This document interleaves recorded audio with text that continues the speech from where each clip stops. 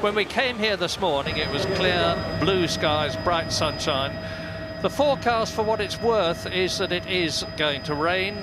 And if it does, of course, this will be a terrific bonus for the people who are using traction control. You've heard a lot about that. You assume that they're all using it. Well, they're not necessarily. Some of the teams, and I think the Williams BMW in particular team, are in doubt about whether they're going to use it, because Williams and BMW have been pretty unhappy with their traction control so far. We know that Mika Häkkinen hardly used it at all for his sensational lap, which gave him second position on the grid at the end of the qualifying period yesterday. We know that Michael Schumacher and Rubens Barrichello are pretty happy with their system, but it really is a journey into the unknown now. Yes, I'm expecting some problems on the start today, Murray. Just watching the drivers at the end of the pit lane as they've been trying to get to grips with the new systems through the weekend. They've certainly, some of them, been struggling. Mostly the guys actually in the second half of the grids, but the Ferrari system seems to need... Sorry, I'm a little bit out of breath, I've just run a long way. The Ferrari system seems to need a long time. It's quite a long process they go through, but the cars are getting away well. But it surprised me to see Michael Schumacher finding the need to stop at the end of the pit lane when coming to the grid to do yet another practice start. And he's done it so many times too in the qualifying and the practice days. And you put a lot of energy through the transmission drive shafts and that, so you need to be a little bit careful, especially with the clutch, of course. But the other thing, Murray, is that in practice there was a problem with the weighbridge, it seems, and a lot of the cars were coming in at over 10 kilos overweight, which is about 3.5 tenths of a second around this racetrack. And it seems to me that those that were weighed were able to take 10 kilos of lead out and others weren't. So I think the grid probably doesn't fully represent the speed of some of the cars. So the first four, I think, are going to be very close. Well, we will, as ever, see. But at the present moment, it would seem that most of them are going to use what they call launch control, where in effect the driver presses a button and the system takes over at the start and blasts him off towards the first corner. 14 corners on the circuit. Michael Schumacher there is a double winner. You saw earlier on his incredible win at Barcelona in '96 when it was wet. He won the previous year for Benetton. Look at that, you see.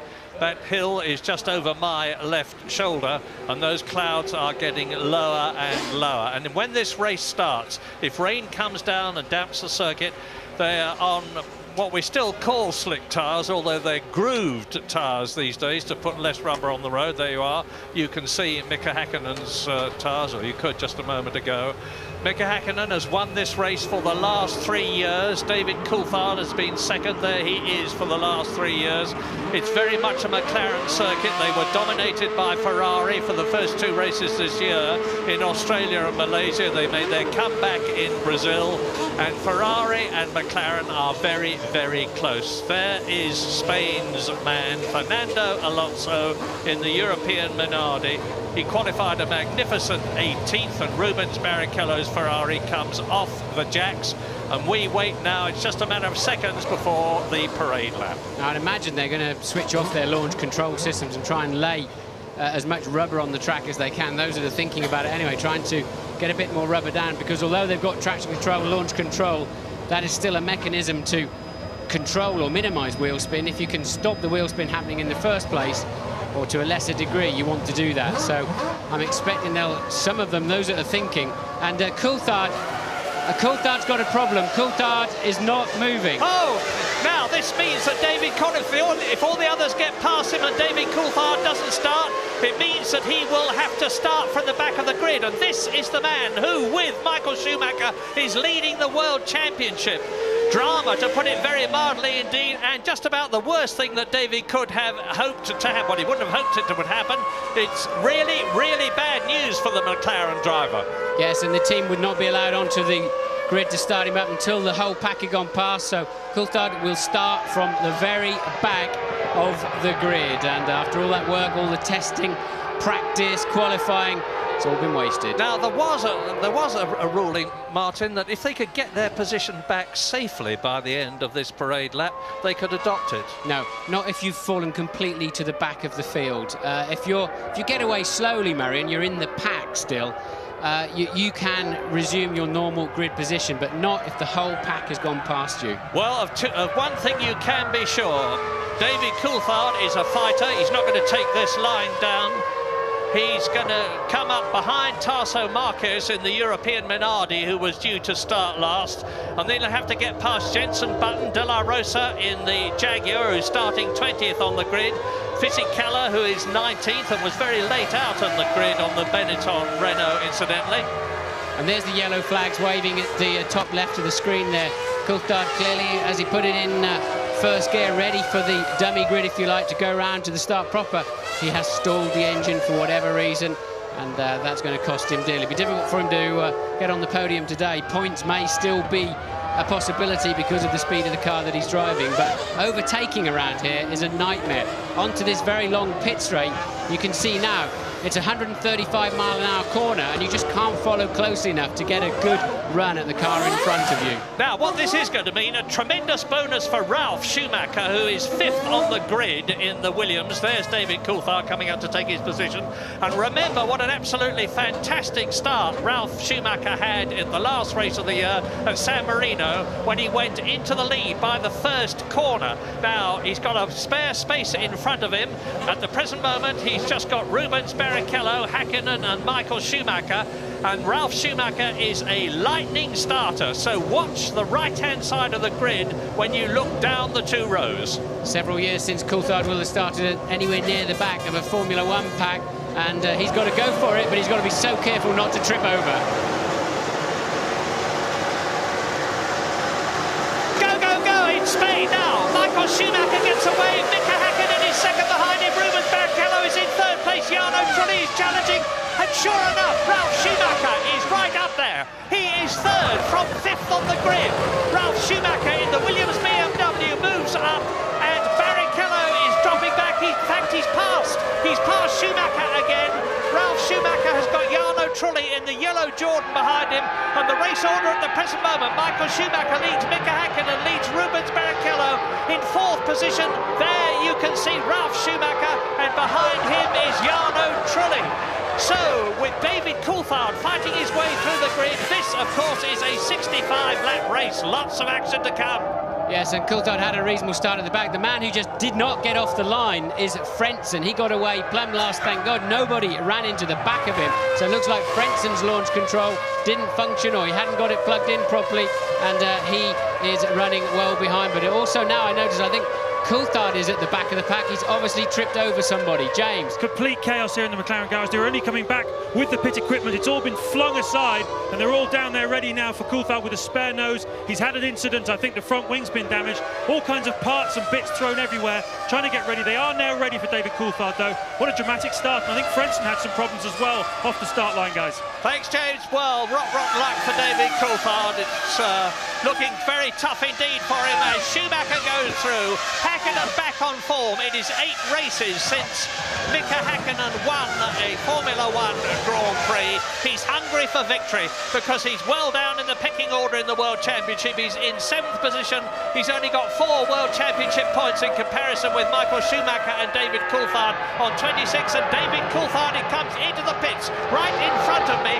David Coulthard comes into the pits. I'm looking across at him now, and the McLaren mechanics working furiously. You can see the back of the car up in the air. There's a new nose going on at the front. Martin. About 19 seconds to change that nose. It's got some special fasteners to enable them to do it properly, but of course carries a massive load from the front wing and the downforce, so it has to be fixed on securely.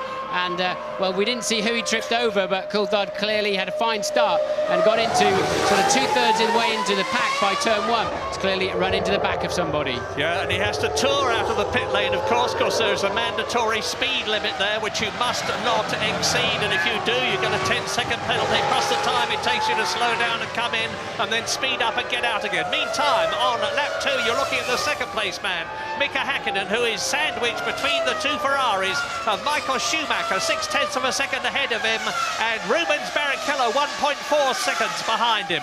Now, Michael Schumacher knows what the challenge is. He puts down the hammer as he goes at 200 miles an hour into turn 1, pursued by Ralf Schumacher, now in 4th position. Jarno Trulli is in 5th place. There is the white and blue Williams. There is is the yellow Jordan in 6th position. An incredible 6th position because Montoya, the Colombian, has come up into 6th position and he started down in 12th place. So Montoya, who had a very grotty qualifying and practice sessions on the Friday and Saturday, is scything his way through the field. Replay. So front runners all got a good start. You can see Frenson's Jordan absolutely stationary. He would later on spin his wheels and make a normal start. And let's see if we can find out where Coulthard had the problem. I suspect he's gone in the back of Bernaldi in the Arrows because they both pitted at the end of the first lap, and the camera's cut away now. I can see Coulthard 2/3 of the way down, but there you're watching is Barrichello back at the front, making his way around the outside of turn 2, regaining that crucial 3rd place. Yeah, great move by Rubens Barrichello to get past Ralf Schumacher, who had got past him. Ralf Schumacher, I suspect, doing the start all on his very own, operating his own clutch, operating his own throttle, and it certainly worked, but not for long enough. Meantime, I'm looking up into the skies. The clouds are as low as they were before. You can see on the right-hand side of your screens that they're pretty low, but no sign of rain yet. And race leader Michael Schumacher is now 1.2 seconds ahead of Mika Häkkinen. It is Ferrari leading McLaren, leading Ferrari in 3rd position. The Williams BMW on the top Michelin runner, because as ever this season, the entry is split between 2 tyre manufacturers, Bridgestone, who have got most of the cars, and Michelin, the French company, returning to Formula 1, and they won, of course, at the San Marino Grand Prix. Their top runner at the present moment, Ralf Schumacher in the Williams BMW. Montoya is in 6th position.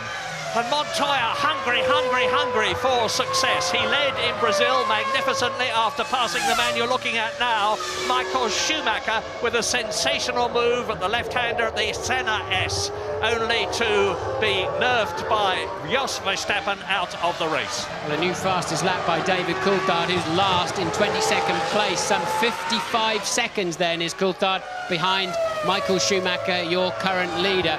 And the front 3 cars, and this is going to be a 3-horse race now, the front 3 cars are all lapping virtually at the same speed last time around, and that suggests they're all on the same, roughly the same fuel strategy. Well, what we're expecting in this race, as you look at David Coulthard making his way up through the field, he hopes, and he was some 7 seconds behind Bernaldi in the Arrows, who is 21st. What we're expecting to happen is for most of the cars and drivers to have a 2-stop strategy. And if that is so, they will come in round about laps 26 and 41 in this 65-lap race. We're on lap 5 at the present moment, and things are going to start changing then. We're waiting to see if it does get wet, because as I said earlier on, traction control will benefit the people who've got it enormously, because it will cut wheel spin. Yes, and certainly as they get 10 or 15 laps into each of these dry stints, the traction control will be working overtime. Murray, tyres go away very quickly here. So many high-speed corners. Strangely, the average lap speed here of about 125 miles an hour in the race is probably only the 10th or 11th fastest lap of the year that we have through the Grand Prix World. But the corners that are here are very, very long and take their toll on the tyres. Coulthard then another new fastest lap of the race, still very much at the tail end of the field. He's lapping 2 seconds a lap faster than the man immediately in front of him. You're watching Schumacher leading at the end of the 5th lap, with 60 laps still to go. Häkkinen 2nd, Barrichello 3rd. Now David Coulthard at the tail end of the field is lapping 2 seconds a lap faster than Bernaldi. He's 5 seconds behind him at the present moment, so in a couple of laps or so he's going to be on the tail of the Arrows and surging past it.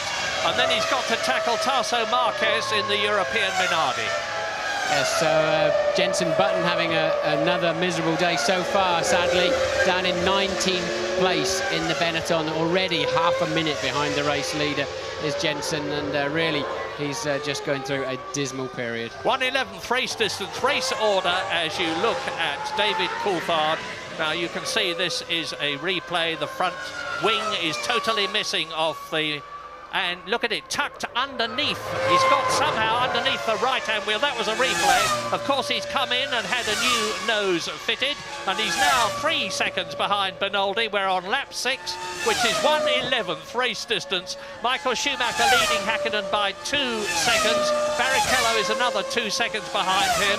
Ralf Schumacher is lapping in the Williams in 4th place at about 1:23.4. That's about 1.4, 1.5 seconds slower than the race leader. Jarno Trulli in the Jordan is in 5th place, and Montoya is holding on to that 6th position, and Montoya is about 1.5 seconds behind Trulli.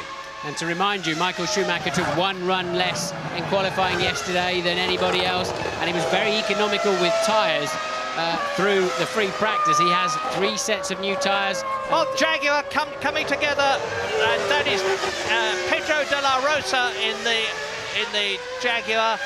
And Frentzen. It's Frentzen with him. Now, they are just checking. Here's a replay. That's into turn 7. Frentzen's gone up the inside and then couldn't help but run wide into De La Rosa. De La Rosa, of course, this is his first race for Jaguar. It didn't last very long. Out of the event goes Heinz-Harald Frentzen. Well, Jordan, who had reliability problems last year, certainly appeared to have overcome that this season. And Frentzen had finished in every race this year, but certainly not this one.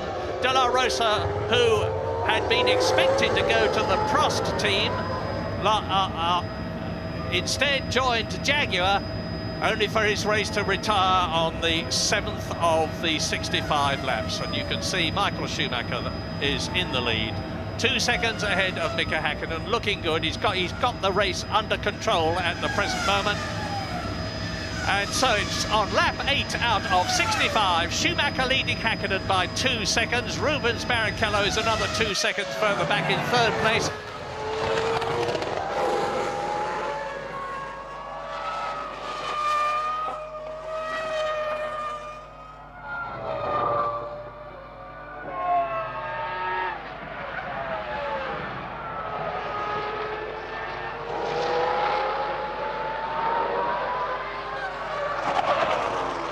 Now, while you're watching Ralf Schumacher, it gives me the opportunity to tell you that Luciano Berti, the Brazilian, like De La Rosa, the Spaniard, is driving for a new team here in Spain.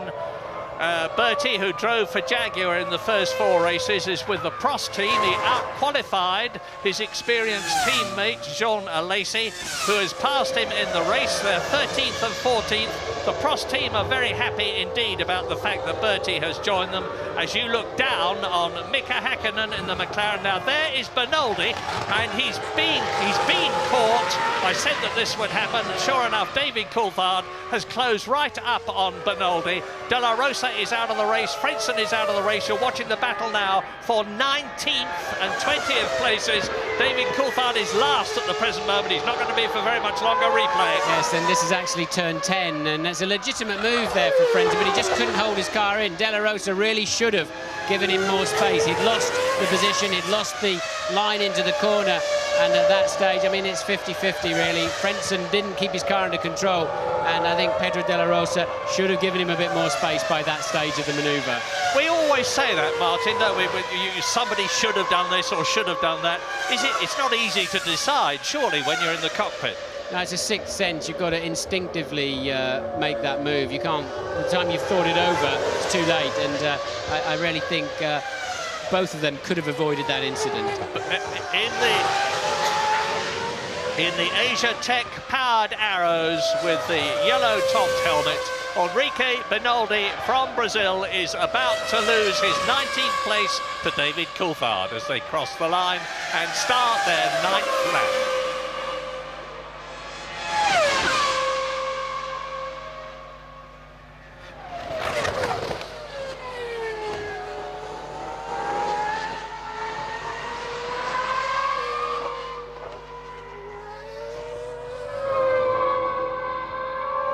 Lap 9 out of 65 in Spain. De La Rosa and Frentzen have collided, are both out of the race. De La Rosa in the Jaguar and Frentzen in the Jordan.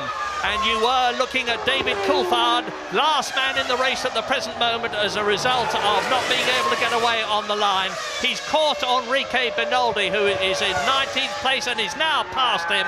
And Michael Schumacher on lap 10, and Benoldi out of the race. Now that's yet another retirement. Frentzen out, De La Rosa out, Jordan out, Jaguar out, and now Benoldi in the arrows.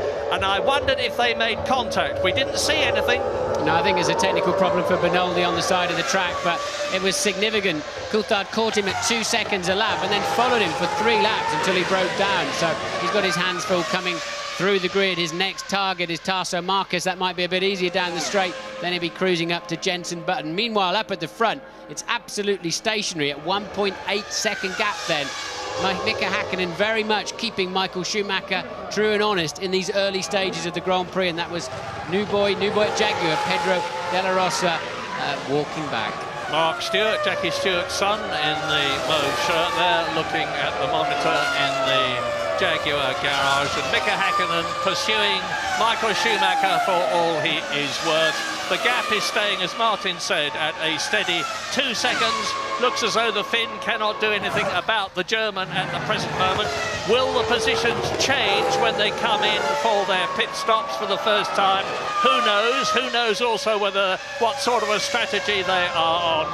But at the present moment, it certainly looks as though Michael Schumacher has got the race by the throat. Here is David Coulthard. This is a replay. He's just passed Enrique Benoldi in the arrows. And there it is, and off he goes. So Benoldi pulls off the track. No drama there at all, except for him, of course, out of the race. So that's Frentzen retired, De La Rosa retired. Benoldi is out of the race. David Coulthard is making his way up through the field. He will rapidly catch Tarso Marquez in the Minardi, who is 18th. But David's got a very, very tall order indeed. He desperately needs to get into the points. I remind you, as you watch Jenson Button here, and he's with Alonso in the other Minardi now. This is very significant. Button, who's got a shoulder problem, as you saw earlier on, has got past the Minardi. It's Fisichella. So Fisichella scrapping with Alonso 15th and 16th, but it's still a very significant situation. When did you last see a Minardi chasing a Benetton for all it's worth? Yes, and Alonso is actually sandwiched by the Benettons. Fisichella there in 15th place, then Alonso, Jenson Button in 17th place. And Benetton, those of you who are wondering if they're ever going to get it right, the team that was so successful in 95 and 96 with Michael Schumacher, there is Jenson Button in the background. And news from Louise Goodman. Yes, I'm going to have a chat with Pedro de la Rosa. Pedro, a disastrous return to Formula One for you. Martin Brundle felt that was perhaps an avoidable accident. What was your view? Yeah, I just saw it in the very last moment, and when I saw it, I saw Heinz. I had nowhere to go. It was too late. I just tried to let him space, but it was too late. I didn't see him until when I was turning in. Then I turned to let him room, but he just touched my rear wheel, and then I went off. Thanks, Pedro.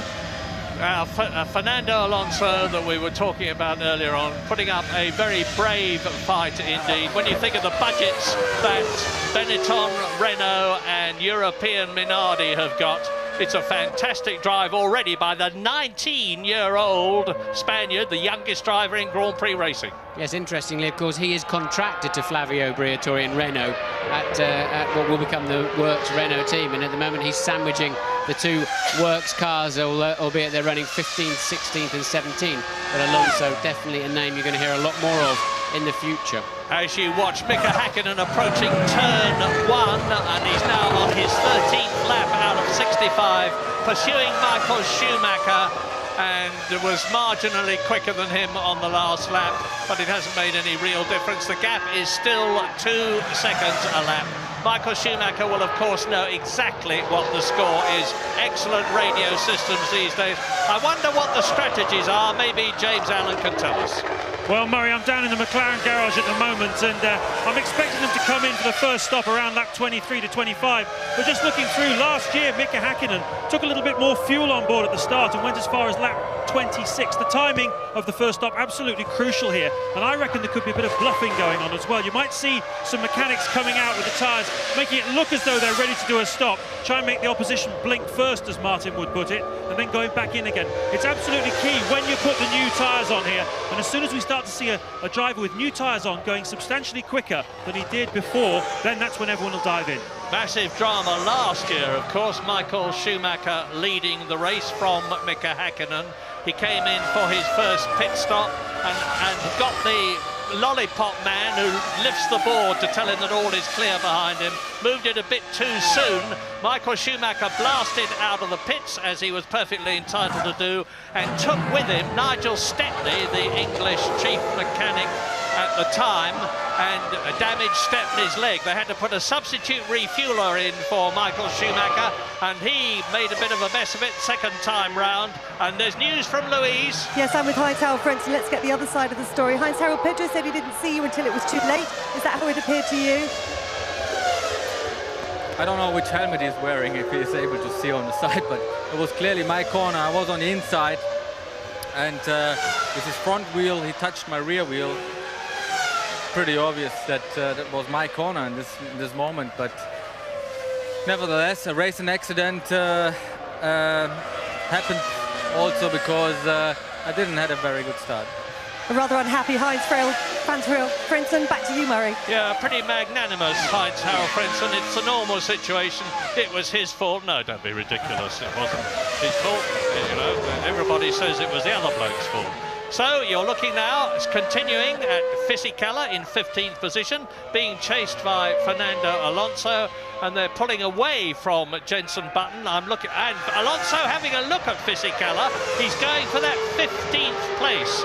Quite understandably, the Spanish producer is favouring his Spanish countryman, and we're seeing a lot of Alonso. We're going to see a lot of this young man in the future too, because he is a very accomplished driver.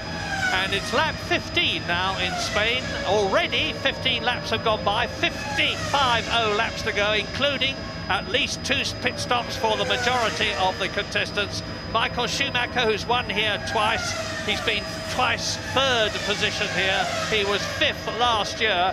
I was saying that when he'd made his second pit stop last year, the new fueler after Stepney had been hurt, was a bit slow on the uptake, and then Michael Schumacher had a puncture problem as well, but in spite of that, he finished in 5th position and got 2 World Championship points. Every point counts. He's 26 points at the present moment, and David Coulthard, who's sharing the lead with him, is now in 18th position. He's got past Tasso Marquez, and his next target is Jenson Button, followed by Alonso, followed by Fisichella.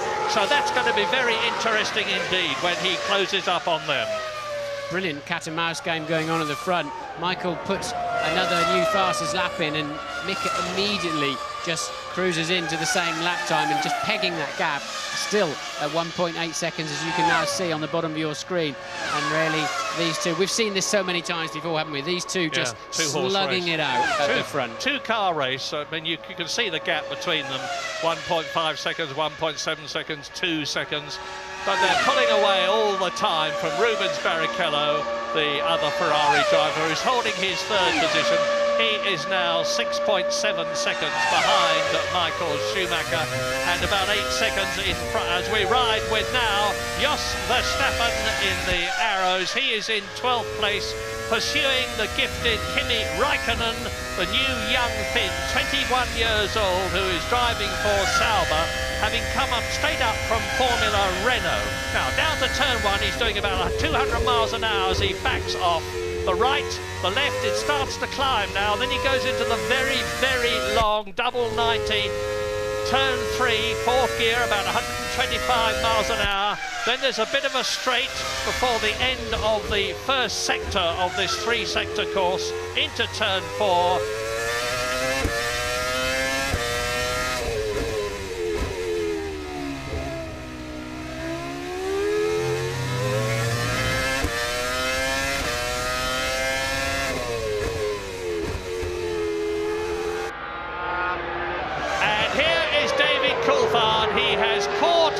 Alonso, who is continuing to chase Fisichella and hang on to the Benetton with its new V10 Renault engine, and David Coulthard will gobble them up, I think, because the increase in power from the Mercedes V10 compared with the Renault and the engine in the Minardi is quite dramatic.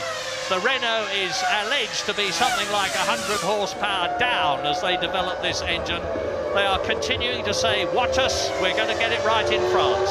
Coulthard nearly dropped it, nearly lost it completely, got well out of shape on the braking and downshift phase, and just collected it up. So Coulthard on the ragged edge, having a pretty untidy afternoon, actually. Now, you'll notice on the corners when we got a... Oh, and into the pits comes Fernando Alonso. This is a very early stop. I don't know whether he's got a problem. It didn't look as though he had. If it's as early as this, could he possibly be on a three-stop strategy? I would be very surprised if he was, but it's not inconceivable. Now, let's see if there's a problem. I think it's a standard stop. I think it's scheduled, and I think there's no doubt about it. He is on a three-stopper, which is why he was able to hound those Benettons in the way that he was. Nevertheless, highly creditable. Now, all the teams have got computers, very advanced ones, and they do simulations of the race and work out whether a one-stop, two-stop or a three-stop strategy is going to result in a quicker time. And where you start on the grid can also affect your strategy. Now, you can see the Ferrari closing up now. We are on lap 18 out of 65.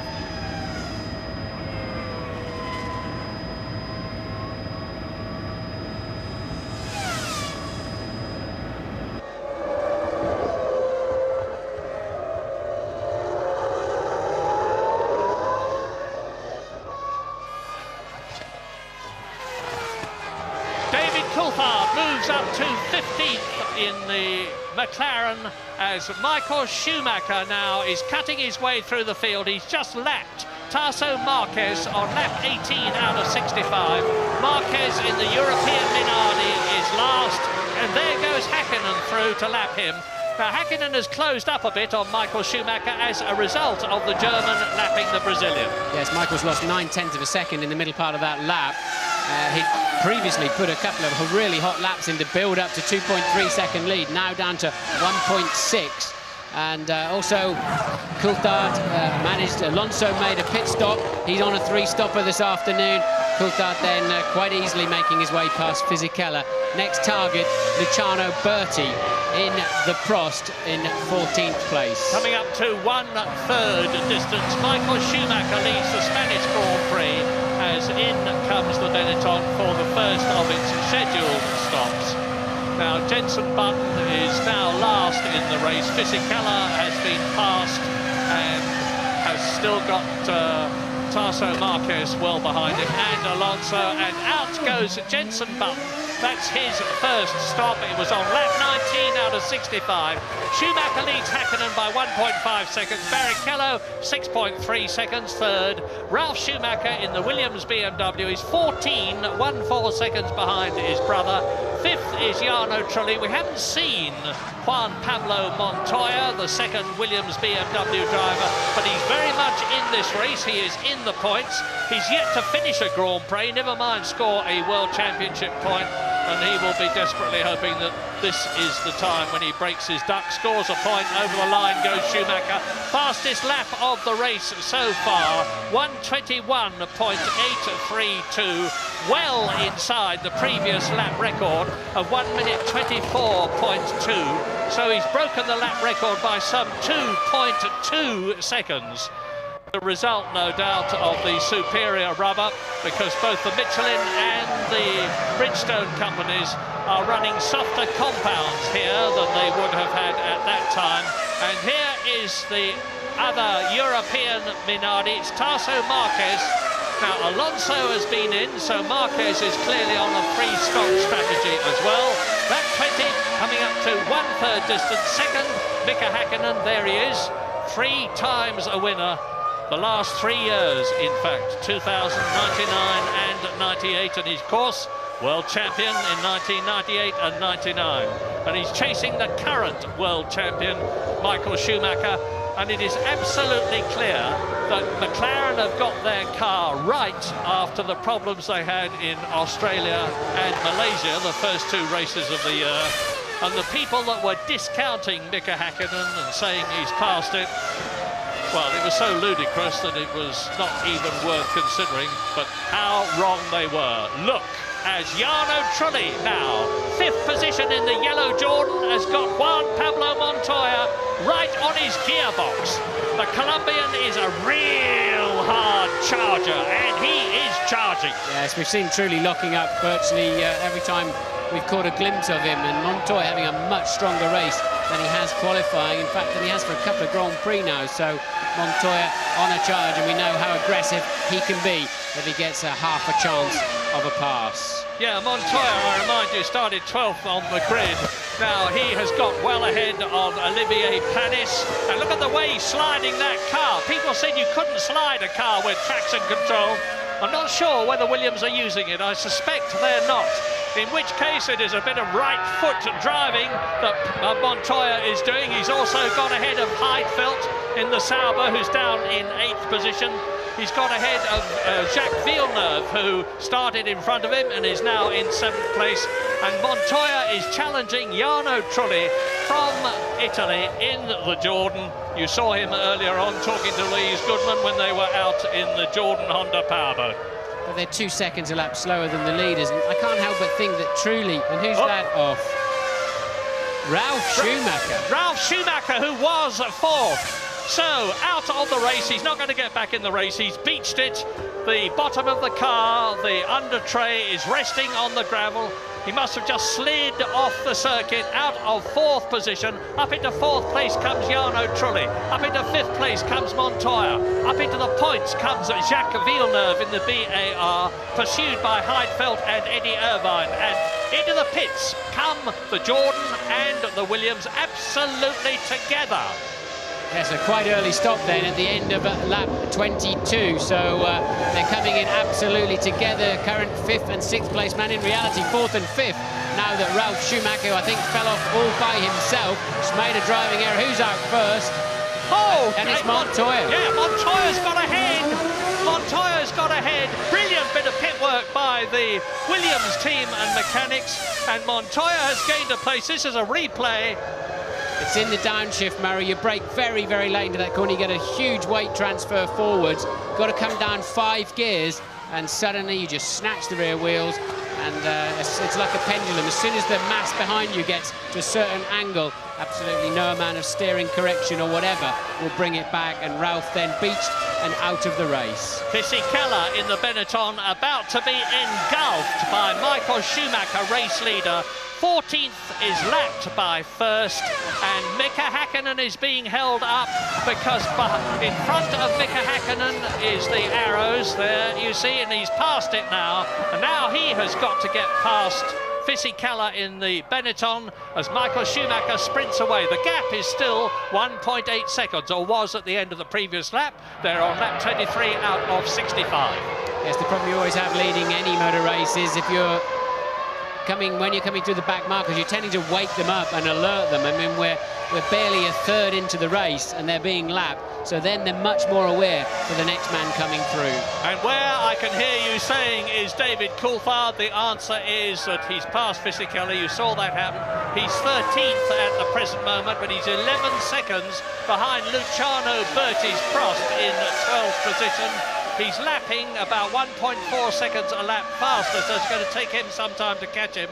And then he's got to get past Trulli and Alesi and Montoya and Raikkonen and Panis if he's to get into the points. But the good news for British enthusiasts and Jaguar enthusiasts is that Eddie Irvine is now in 6th position.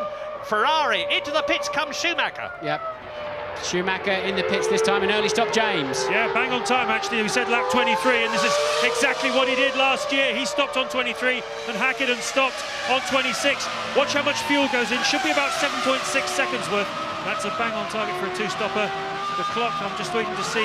Yeah, it's about 8.2 seconds. I timed it 8.2, guys, so bang on target for a two-stopper. Perhaps a reasonable amount of fuel for a middle stint. Let's wait and see what Häkkinen does. Yeah, let's, because Michael Schumacher rolls majestically out of the pit lane, gives it bags of welly as he crosses this line, which indicates that he is clear of the mandatory speed limit area and gets back into the race.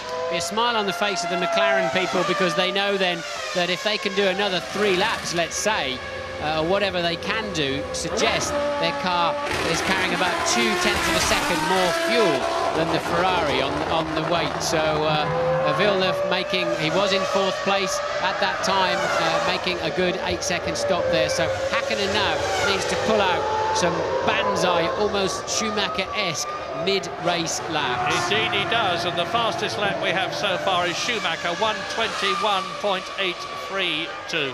Mark that. And Häkkinen leads the race. Michael Schumacher is second, still ahead of Rubens Barrichello. Villeneuve is 4th, Heidfeld is up to 5th, Eddie Irvine is still 6th. Catch a load of that, 1:21.6 over the line then.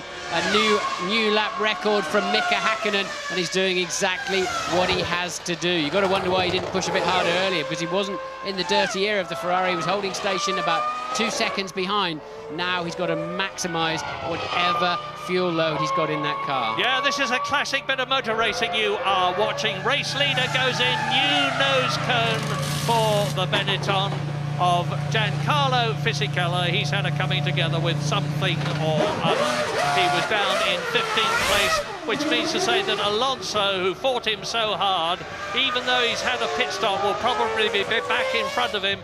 Now, you remember that previous lap of Mika Häkkinen's 1:21.6. Let's see how this one stacks up. He's just done the fastest lap of the race. If he can keep it going like this, when he comes in to make his pit stop, which should be shorter than Michael Schumacher's by virtue of the fact he's got to take less fuel on, it's going to be very, very close indeed for the leadership of the Spanish Grand Prix. And not another clutch problem, surely, for the BAR. Remember, it was Villeneuve, wasn't it, getting parked in the pits. And this time around, Panis having some kind of a problem. Maybe he just stalled it. Should be a computer-controlled anti-stall system on there that virtually prevents that. And it's Barrichello in this time around. From second position, because he got ahead of his teammate Michael Schumacher. The Ferrari mechanics already. Beautiful controlled stop. Now, Michael Schumacher's stop took 8.7 seconds. On go a set of new boots. The fuel filler is still in. Steps well back. No clock. Can't tell you what the time was, but it looked like a very good, clean stop to me. 1:21.1 for Michael Schumacher, using those brand new tyres I was starting to tell you about early in the race. He's been so smart this weekend. He's the only man with 3 new sets of tyres available. Some of the others, only 1 new set available to them. And now, at a crucial stage of the race, it's Michael, despite the fuel load, managing to pull out the stunningly quick times. And he's even quicker than Häkkinen's best efforts to close that gap right now. And he's 7/10 of a second faster than his teammate David Coulthard that you're watching now, who's clawed his way up to 11th in the race after having started 22nd. He crosses the line to complete his 25th lap into his 26th lap. And Michael Schumacher, the fastest man on the race. When Mika Häkkinen comes in, it is going to be dynamite. Who gets past the finish line first when Mika Häkkinen comes out of the pits? Will it be him? Will it be Michael Schumacher? The one who does will be the race leader.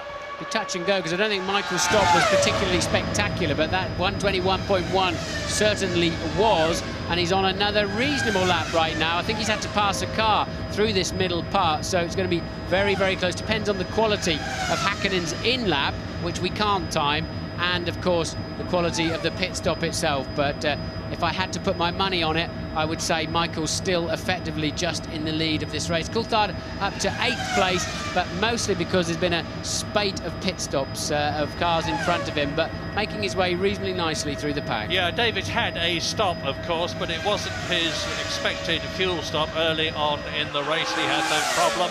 And now Mika Häkkinen, here he is, closing up on tail-enders again, who will delay him a bit. This is lap 27. It's 2 laps since Michael Schumacher was in, And he is now in second place ahead of Rubens Barrichello as a result of the Brazilian stop. And Michael Schumacher is 23 seconds behind Häkkinen. It really is going to be close. McLaren pit stop this time around. And Häkkinen in the pit lane. James, are you there? Yes, I'm waiting for Mika Häkkinen. Now, of course, it's the opposite of Japan last year, folks, because McLaren know exactly how much fuel went into that Ferrari, so they know how long Michael will race for. They've got to get Mika out. In my view, he needed 25 seconds to be safe, so it's going to be very close indeed.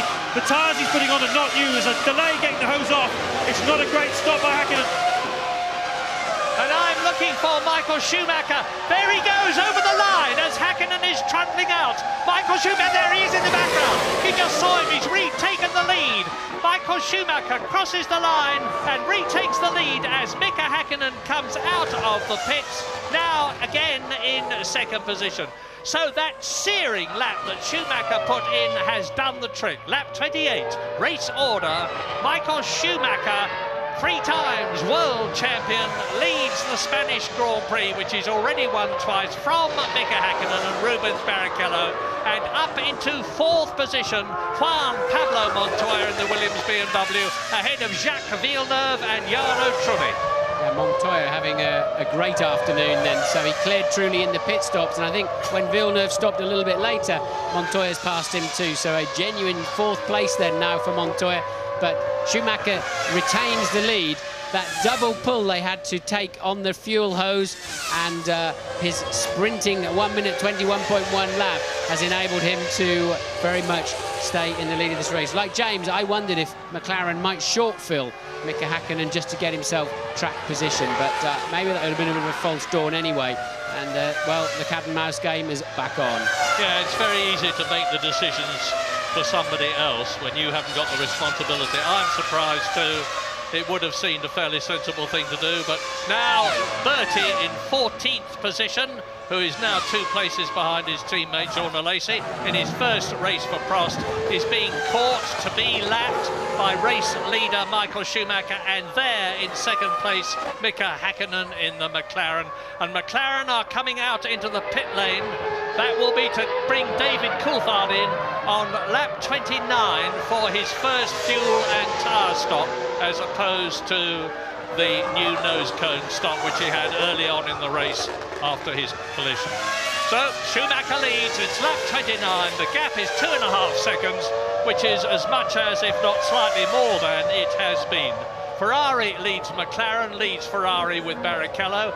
Williams BMW in the points with Montoya. BAR in the points with Jacques Villeneuve, who's yet to finish in the points this year. And David Coulthard, you see, in the pits. Now, he came in 8th position, only 1.9 seconds ahead of Eddie Irvine, so the Jaguar will have got track position and moved up into that 8th place.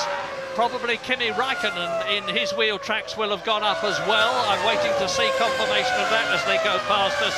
As Schumacher comes through to complete another lap, now closing up on Jos Verstappen in the other arrows, who is in 13th position, 80.6 seconds behind Michael Schumacher, immediately ahead of him on the track, which means to say that Michael Schumacher is some 3 miles effectively ahead of the arrows on the 30th out of 65 laps. Well, Mika Häkkinen really has got it now. He's looking good for a minimum of 6 World Championship points to add to the 4 that he's got already. Every little helps. He's got so used to winning races, and as I said earlier on, it's 8 races since he did so. Yeah, so those new tyres that Michael's got up his sleeve give him an advantage for about the first 2 or 3 flying laps, and of course that's going to be critical as it's neck and neck between the Ferrari Michael Schumacher, McLaren of Mika Häkkinen.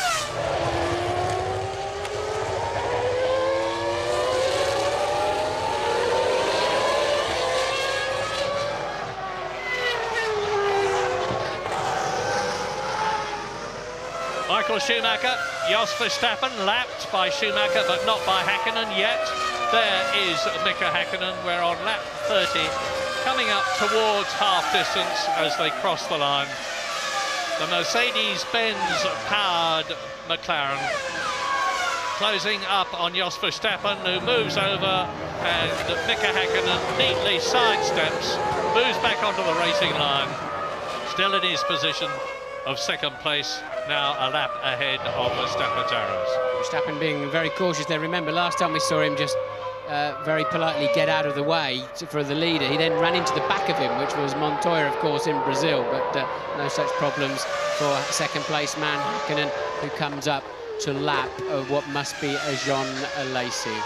Yes, he's passed Alesi, who is in 12th position, and David Coulthard is in 11th place. So now just comparing their lap times, David's last lap was the one that included his pit stop, so that time really means nothing.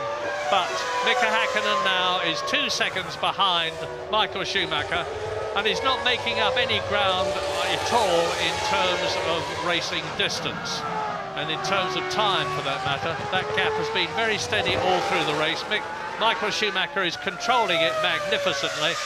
It's interesting, Martin, the way they have to think ahead all the time. I mean, Michael Schumacher deliberately only did 8 laps in qualifying so that he could save an extra set of tyres for the race the next day. Well, you only get points in the race, Murray, and that's what they've got to aim for the whole weekend and all pre-race testing as well. That's where you score the World Championship points, and you've got to build up to a crescendo and have all the right tools available to you when you most need them, which is on Sunday afternoon.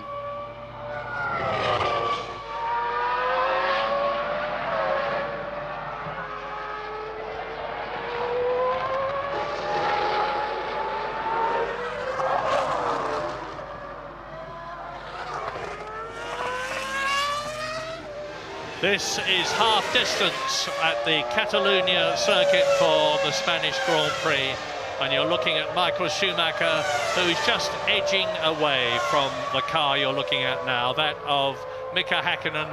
The gap has increased from about 1.8 seconds to 2.9 seconds. On his previous lap, Michael Schumacher, who's scything his way through traffic, was 0.7 of a second faster than Mika Häkkinen. That has improved the gap between the two of them. Rubens Barrichello is still there. It's looking very good for Ferrari again in this race. It's perhaps slightly early days to be talking about championship points in this race, but at the present moment, Ferrari are on 14 World Championship points in the Constructors' contest, compared with 6 for McLaren, because Häkkinen in second place is the only point scorer for the team at the moment. David Coulthard is down in 11th place, and he's got to gain another 5 places before he could be in the running for 1 World Championship point. Absolutely terrible luck for the Scotsman, who had driven so brilliantly in the first 4 races of the year. A win, 2 second places and a 3rd place on the podium in every race. And then he had that problem of not being able to get away on the line, as a result of which he had to start at the back of the grid, which shot himself in the foot very thoroughly indeed. Michael Schumacher now coming up to Tarso Marquez to lap him for the 2nd time. This is the 33rd lap, so if he keeps this up, he's going to be about 4 laps ahead of the Brazilian. And Marquez is soldiering on. He was the last to qualify. He is the last in the race. Let's hope he doesn't get in the way. He does not do so. And Michael Schumacher laps him, continues on his seemingly victorious way. Lap 33 out of 65, over half distance then. And Ferrari looking very good indeed. Williams BMW still looking good, in spite of the fact that Ralf Schumacher spun off earlier on.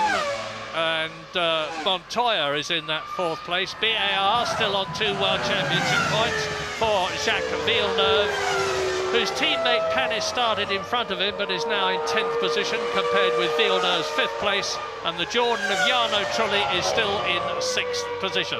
And the remaining lot in the top 10 are Heidfeld 7th, Irvine Jaguar 8th, Raikkonen in the 2nd Sauber is 9th, so both the Saubers are in the top 9, and Olivier Panis is 10th. The next man down the track at the moment for Michael Schumacher is Coulthard, 11th place man, who's currently 75 seconds behind as he's trying to find his way through the pack, and he's going to find it harder now, is David Coulthard, because the runners in front of him, Panis, Raikkonen, Irvine, Heidfeld, they're albeit a second a lap slower, they're very fast cars, and they're going to be so difficult for him to overtake. In a way, if the leaders come through and push the pack around, it may give him a better chance to make up places. As ironic as it seems, if he may be lapped at the same time. Coulthard better be hoping, I suspect, that it's going to rain this afternoon before the race is finished. Louise. Get a word from Ralf Schumacher here. Ralf, I know Williams have had some problems with their electronics this weekend. Did that contribute to her accident, or was it just a simple mistake? No, I don't know yet. I mean, it's pretty early to say now. I mean, strange was I was totally straight. I touched the brakes and all of a sudden the rear came out, so there was something quite strange. Well, rather I locked the rear simply, the rear brakes, or something else was wrong. We have to check that, because I wouldn't say that you usually spin at that position. Bit of a contrast to last weekend or the last race. Well, I mean, these things happen. You know, it was a shame because I was in a relatively stable fourth position. I was catching up Barrichello again, so it's a shame, yeah. You have to be very phlegmatic in this business, Martin. Ralf Schumacher, a brilliant win for the first time in Italy 2 weeks ago. Off the circuit this time, and take the rough for the smooth. It's a 17-race championship, and you can jump and scream and shout all you like. It will not drag a Formula 1 car out of a gravel trap. We'll have to wait and see why he went off the road. And the remaining Jordan in the race have truly, and I don't understand truly, he has some kind of mindset in a race where he seems to pace himself. He doesn't seem to really thrash that car for all it's worth. And once again, he is now falling back through. Montour and Villeneuve have cleared him, although he's keeping Villeneuve within his sights, and truly never seems to fully deliver his potential, Murray. No, you're absolutely right. There is Jacques Villeneuve, who, as I said in qualifying yesterday, has made a massive personal investment in terms of his money and his time and his ability in joining BAR, the new team, a couple of seasons ago. Dreadful first season in 1999, a better one last year. But things really haven't gone terribly well for Jacques Villeneuve. He's still to score a World Championship point this year. His highest position was 7th place in Brazil. And we're back again now looking at not Michael Schumacher in the lead, but the man who is 16 seconds behind him in the other Ferrari, Rubens Barrichello, who is 3rd in the World Championship behind championship leader Michael Schumacher and David Coulthard, who are still equally in the lead. It doesn't look as though they're going to be at the end of this race if Michael Schumacher keeps going the way he is on that potential 10 World Championship points and David Coulthard not scoring any, in which case I'm just working out, no, Rubens Barrichello would not be able to move up into 2nd place, but he would only be a few points behind in that case. So Michael Schumacher there, undoubtedly the best Grand Prix driver of the day, comes through to complete another lap. That is the end of his 36th lap into lap 37, 65 laps. He's pacing himself now because he's increasingly pulling away from Mika Häkkinen. On the previous lap, he increased the gap by just 0.2 of a second. Doesn't sound much, I know, but if you multiply 0.2 of a second by 65 laps, it comes to quite a few seconds at the end of the race. And the car's working beautifully. Michael really not having to push too hard. You sense it's Häkkinen is just about hanging on up front there, rather than Michael being under any kind of pressure, and that's why he's edging that 3.7 second lead he has now. He can be more confident in the back markers, and he can just look, he's hardly working at the steering wheel at all. Really, the car's working beautifully. You know, there was a media frenzy after the first 2 races of the year, which were commandingly won by Schumacher in the Ferrari, and the gist of their message was, oh, what a dull season it's going to be because Ferrari and Michael Schumacher are going to be unbeatable. Well, David Coulthard proved him wrong with that brilliant win in Brazil, and then his brother Ralf proved them wrong with that brilliant win at the San Marino Grand Prix in Italy. And then the media was saying, oh, it's all up for Ferrari, they're over the hill. Well, Michael Schumacher said yesterday, you can get things wrong, and they've got things wrong. We've had 1 or 2 problems in the last 2 races, but believe me, we've lost none of our ability, none of our speed, none of our togetherness. We've still got Ross Brawn, we've still got Rory Byrne, we've still got Paolo Martinelli, who is the engine man. We've still got our brilliant team manager, Jean Todt, and although he didn't say it, of course, they've still got Michael Schumacher.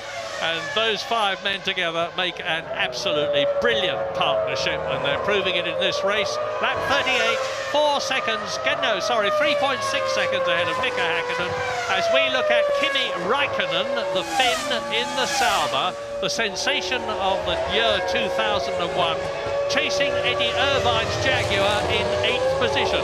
The green Jaguar, the only one left in the race. De La Rosa, of course, out after that, coming together with Heinz-Harald Frentzen early in the race. They were the first 2 retirements. Bernoldi out in the Arrows, Ralf Schumacher out in the Williams, and on lap 38, Michael Schumacher leads Mika Häkkinen by 3.6 seconds, Rubens Barrichello by 18 seconds, Montoya by 45, Villeneuve by nearly 50, and Jarno Trulli by 52 seconds.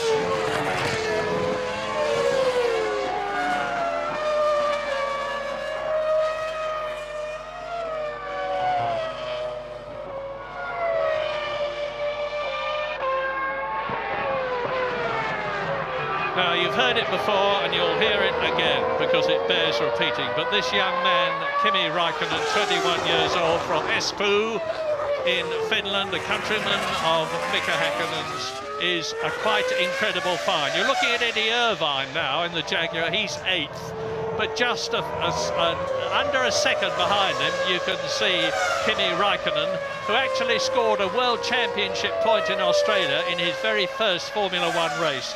Now, the thing that is so notable about him is that he didn't come up to Formula 1 by way of the traditional route Formula 3000 or Formula 3.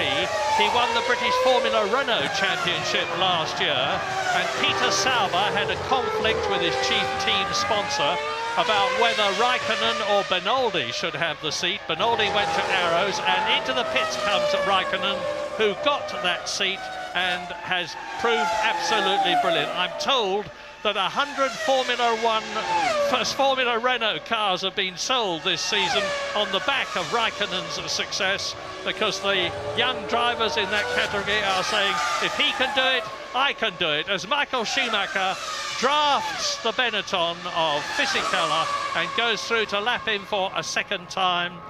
And out of the pit lane comes Kimi Räikkönen. He's obviously lost that 10th position to David Coulthard. Out of the pit lane he goes. This is lap 40, 25 laps to go. Michael Schumacher commandingly leads. And then we think that's Verstappen then running wide in turn 13. Yes, indeed it is. And he somehow gets away. I suspected that incident started back there in turn 12. Normally, if you run that wide with a normal apex speed there, you go straight in the wall. So Verstappen then recovering back on track.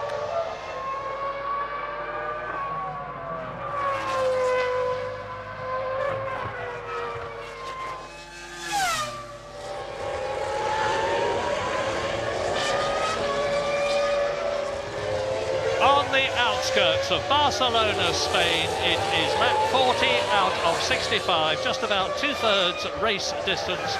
And still, Michael Schumacher, Ferrari, leads Mika Häkkinen, but by an increased margin. It is now 3.3 seconds, with Rubens Barrichello 20 seconds back from Schumacher in 3rd position. Ferrari leads, McLaren 2nd. Barrichello is in 3rd place, still ahead of Juan Pablo Montoya's Williams BMW in 4th position. Jacques Villeneuve is 5th for BAR, looking as though he might score his first points of the season. Jarno Trulli is 6th for Jordan, making no impression at all on Villeneuve in front of him. And Nick Heidfeld is 7th. Now, there is a battle going on further back, because David Coulthard is now 10th, having started 22nd and fought his way up through the field. There have been retirements, of course. Frentzen and De La Rosa collided. Bernoldi went off. Ralf Schumacher went off. There are 4 retirements, as a result of which there are 18 cars left in the race. Jenson Button has been lapped twice in the Benetton Renault and is 18th. And that is Mika Häkkinen. Yes, if you missed the start of the race, you'll need to know that David Coulthard stalled on the dummy grid, and then at the start of the race managed to trip over Bernoldi in turn 3 or 4, lost his front wing, so had to make a lengthy stop. So was running plumb last by some margin. And we don't know if it was a mistake or a technical problem of him on the line, but it certainly spoiled his afternoon. As you watch, truly leaving the pits after taking on board 9.4 seconds worth of fuel. European Minardi there, can't see the driver. It must be Alonso. He's in the pit according to the computer. Martin, in this particular event, on this particular circuit, the traction control that we've heard so much about probably won't make all that much difference compared with somewhere like Monaco, for instance. I think it will make a big difference, Murray. I've been listening to how much traction control they're using through the corners. You can't hear it so much in turn 4, with some smaller corners later in the lap where it's really banging and popping and spluttering. It sounds like a lot of gravel in a 5-gallon drum being washed around. It's an awful sound and a crime to make a Formula 1 car sound like that, in my view. But I think they're leaning on it quite heavily. And it can be a killer for the engines, of course, because they're spinning at some 18,000 RPM. Yep. Yeah, absolutely. You heard Häkkinen's car splattering there. Montoya in for his second scheduled stop of the afternoon. And Villeneuve. Villeneuve's in there as well, and they were 4th and 5th.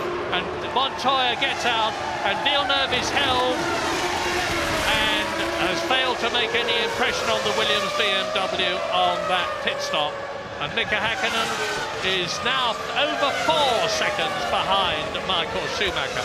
I don't know whether we can learn anything from this in terms of the relative strengths of Ferrari and Schumacher and Häkkinen and McLaren. If we can, it is that Ferrari are marginally stronger, because Schumacher at the wheel is just steadily inching away and increasing that gap over the flying Finn, as he signs himself.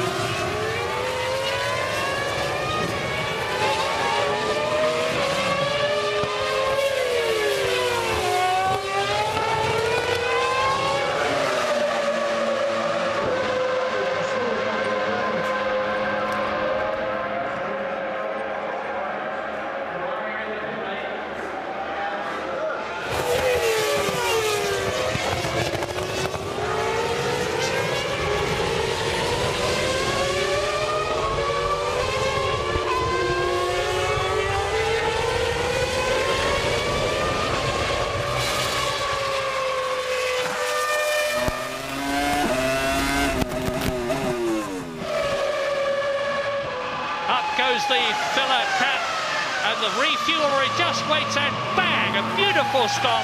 Michael Schumacher stops millimetrically perfect so that the fuel filler can slot in.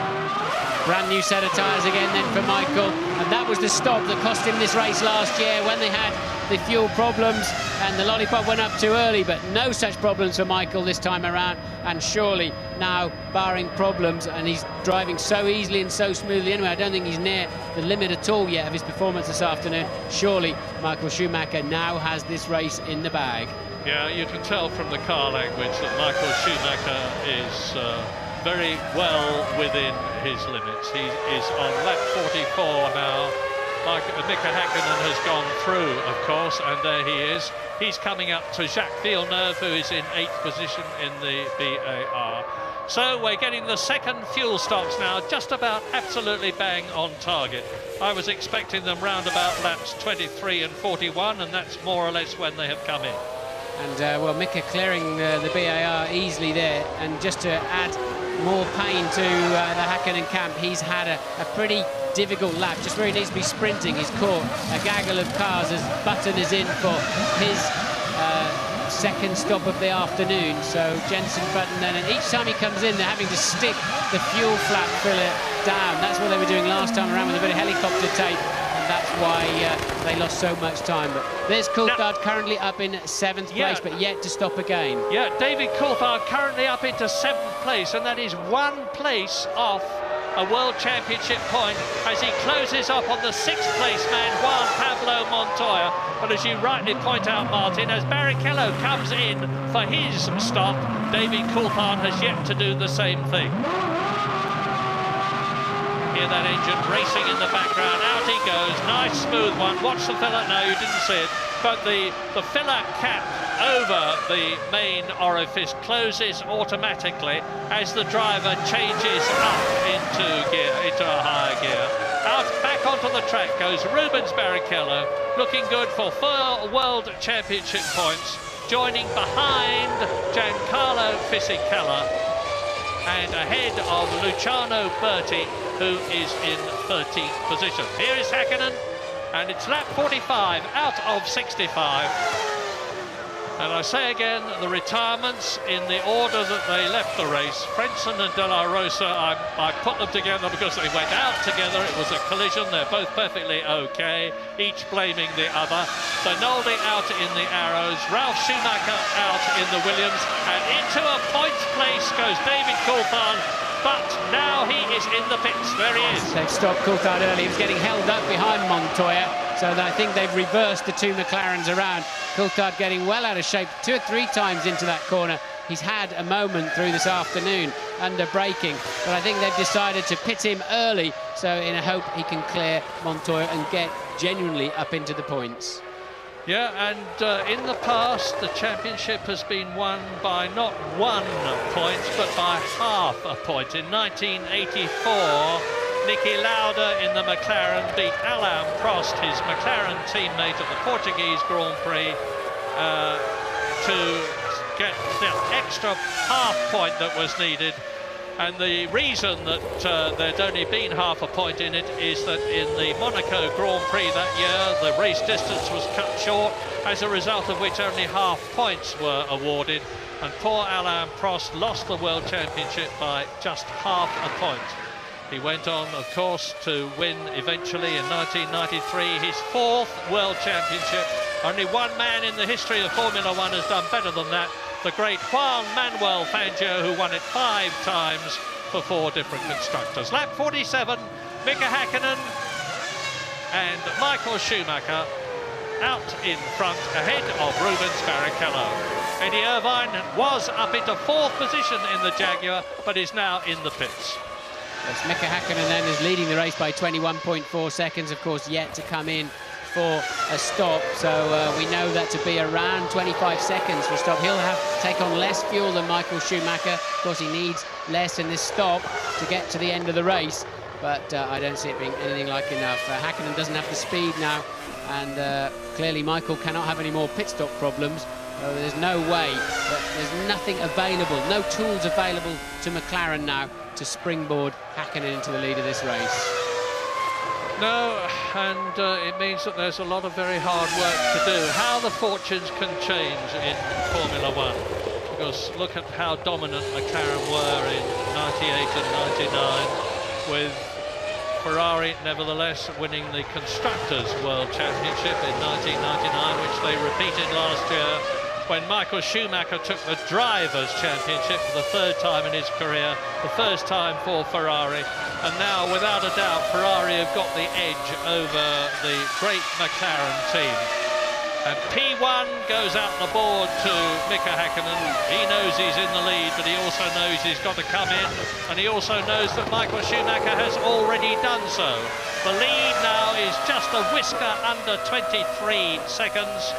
Mika Häkkinen leading the Spanish Grand Prix on lap 48. Not entirely sure I understand McLaren's philosophy this afternoon, in that clearly Mika Häkkinen is always going 3 to 4 laps longer than Michael Schumacher, therefore carrying more fuel, a heavier car almost all afternoon. And I really don't see how that could pay off, especially as the tyre degradation here is enormous, and a new set of tyres is always going to keep Michael somewhere in the lap time window that he needed to be in. So still wondering maybe if they could have short-filled Häkkinen in the middle sector of the race and tried to bring him into play, as it were. Well, remember what I said earlier on when I was talking to Jim in the studio? Is it going to rain? Yes, it is, I said, but maybe it won't. Well, it hasn't. It's still as dry as a bone here. The clouds are still as black as ever overhead, but they've yet to discharge any of their cargo.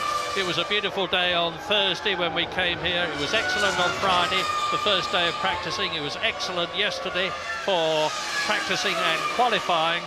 It's been dull today, but it's still dry. Mika then going a long way on this stint, having been talking about how much fuel he's got on board. He really had a lot of fuel on board. He's now into the 49th lap. His lead is up to 23.5 seconds now, so a critical stage here. And that's Barrichello with a problem, is it? Yeah, Barrichello? looks like it. I wondered if there was anything significant. You saw Adrian Newey there in the black cap and the McLaren uniform, who is the team's designer, talking to Pat Fry, who is the top man on the strategy side. I think that's got a broken suspension, Mary. Broken right rear suspension. That's why his left front's in the air. That's not a puncture. We think he's been off, but whether it's cause or effect, I don't know. I suspect suspension failure would be a cause, and that'll be a great worry for Ferrari. Mika Häkkinen, meanwhile, having just said they've got no tools to get him in front, is on a bit of a charge. Has he got enough fuel? Can he go far enough to close up what was a 4.7-second gap before Michael Schumacher pitted, James? Yeah, we shouldn't get too distracted by this Barrichello thing, because significant as it is that he's gone off, as you say, Martin, it's now 24.6 seconds, this gap from Häkkinen to Schumacher. You were saying you didn't quite understand their strategy, the strategy of the McLaren team. Possibly, I think it is that the traffic would come into play, and Michael Schumacher is now stuck behind Montoya in particular, and other traffic and cars in the way. We're not far away from Häkkinen's stop. It's going to be very close indeed, because he'll only be stationary for about just over 6 seconds, and it could be just a second in it will decide this Grand Prix. Yeah, that's thank you, James. It's a very silly thing I've just seen. They've changed the tyres of Barrichello's, but surely it's a failure. It's a rear suspension failure, not just a question of a puncture, and they've sent him on his way again. Yeah, I wondered. I wondered whether we were seeing I wondered whether that was a replay, Martin. Oh, Eddie Irvine out of the race.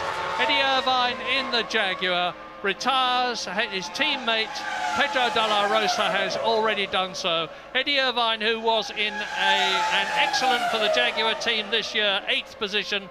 He's finished in 11th place, and that's the only race he finished in Australia. But meantime, Mika Häkkinen is going quicker than ever as his fuel load decreases, and he puts the hammer down, and I can see the McLaren mechanics out in the pit lane now. Without a doubt, Mika Häkkinen is going to be coming in at the end of this lap, and he does so.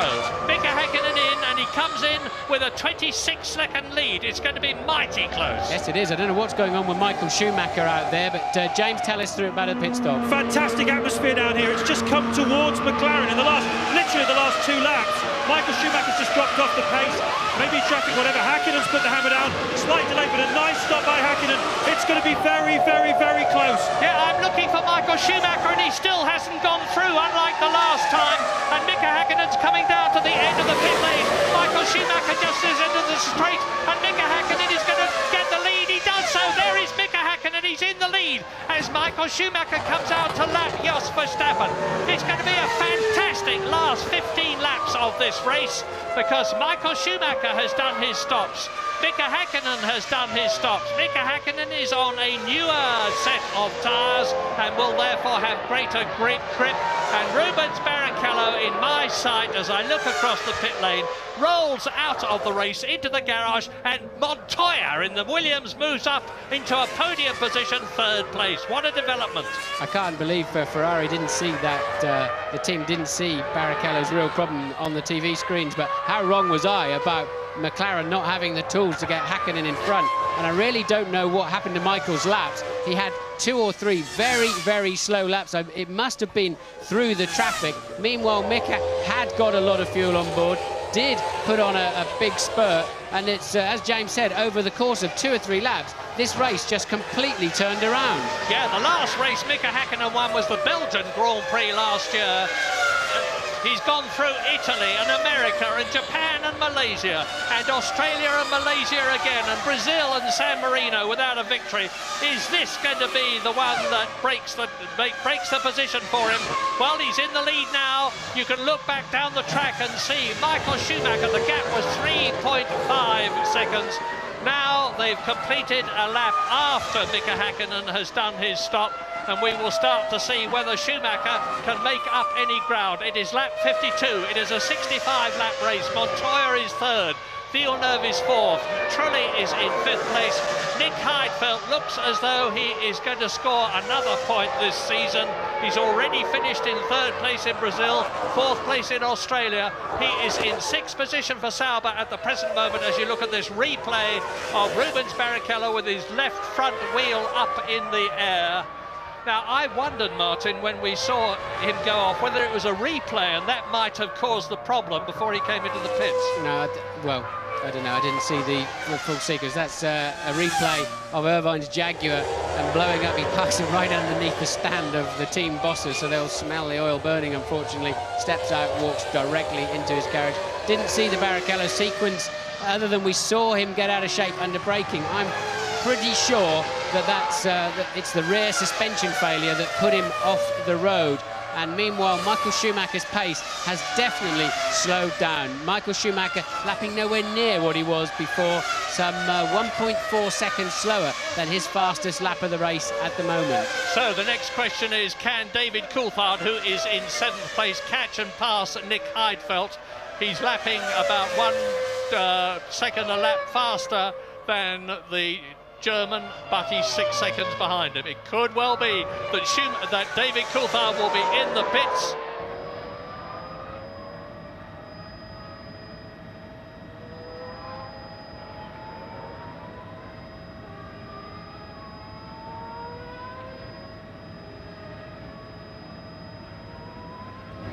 Lap 53, it's a very tense atmosphere in the McLaren garage.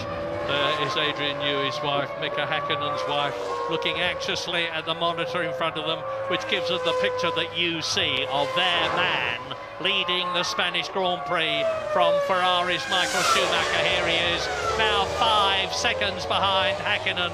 Häkkinen is looking in great shape because his last lap was 1 minute 21.5. Michael Schumacher's last lap was 1:23.1. So Häkkinen lapping 1.6 seconds faster than the Ferrari on that lap. And it's lap 54 now. And we've got a McLaren leading, a Ferrari second, a Williams BMW third, a BAR in 4th position, a Jordan in 5th place, and a Sauber in 6th place. 6 different constructors in the top 6 places, and David Coulthard closing up on Heidfeld, and his last lap was 1.5 seconds faster than the Sauber. He's got the gap down to just about 4.5 seconds, and David Coulthard could still score a championship point, which might make all the difference at the end of the season. But even if Michael Schumacher finishes in 2nd position, he will get 6 World Championship points to add to the 126 that he's already got, and it will put him in an exclusive World Championship lead at the end of the 5th race of the year in this 17-race championship. There he goes. Look at the gaggle he's got to get through now. And that's a lapped Coulthard there behind him. So Coulthard then re-homing back in on Michael Schumacher.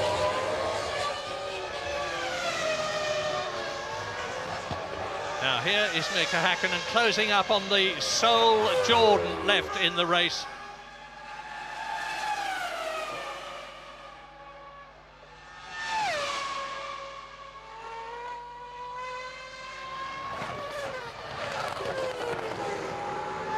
Look at this, Mika Häkkinen leading the Spanish Grand Prix on lap 55, and he has just lapped Jarno Trulli, who is in 5th place, as we join Louise Goodman. Who's with Eddie Irvine. Eddie, we saw your engine failure. Disappointing for you because you've had a strong afternoon up till then. Yeah, it was as good a race as we could have done, really. We're just too slow, you know, really. If you qualify 13th at this place where you're limited on strategy and overtaking is impossible, to do well is pretty difficult. We had a great software guy for the start. I can't claim a good start anymore. So some anonymous person in the Cosworth truck did a good job today, and I made up a few places there. And then we had the right strategy for our situation. We just need to make the car quicker so we qualify closer to the front, and then we can do something. Thanks, Eddie. To cheer everybody up at the Catalunya circuit, the sun has broken through.